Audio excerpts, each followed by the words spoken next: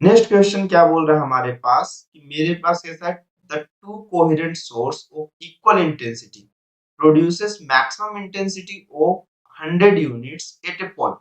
If the intensity of one of the sources reduces by 36% by reducing its width, then the intensity of light at the same point will be कितना होगा.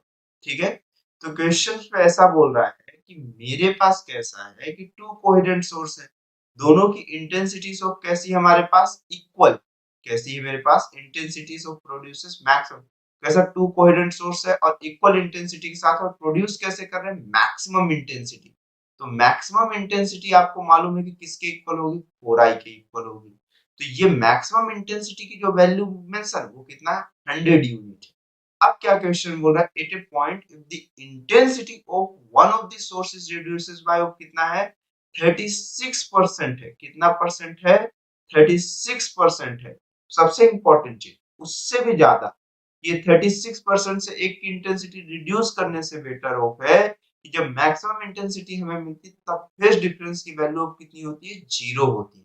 अब इस condition पे जो आई की value आएगी वो 100/4 मतलब कितने के आसपास आएगी, एक की इंटेंसिटी ऑफ 25.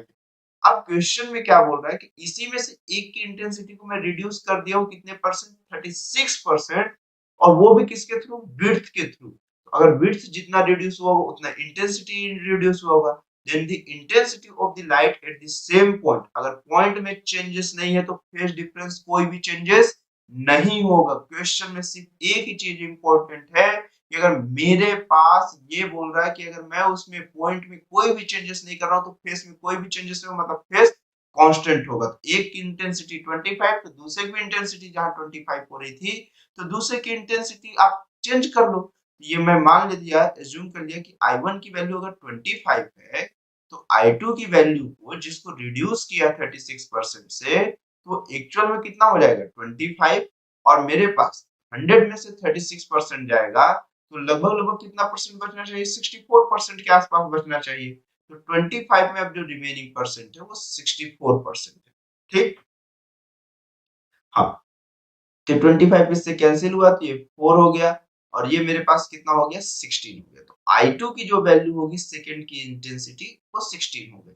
तब सेम ऑफ फेस में जो इंटेंसिटी की वैल्यू होगी तो I1 की वैल्यू ऑफ कितना हुआ मेरे पास 25 प्लस ऑफ I2 की value of 16 plus of 2 square root of 25 into square root of 16. ये कितना हो गया 25 plus of 16 plus of 2 into of 5 into of 4. तो यहाँ पर से कितना हुआ 25 प्लस ऑफ 16 प्लस ऑफ कितना हो गया 5 इंटू 2 कितना हो गया 20 और ये कितना हो गया 40 हो गया. ठीक है, अब देखिए यहाँ पर से अगर हम लोग ऐड करते हैं तो ये 11 और ये 2 4 2 6 और 1 7 और ये कितना हो गया 8 हो गया. तो आपके पास आंसर जो आएगा वो कितना आ जाएगा 81 हो जाएगा.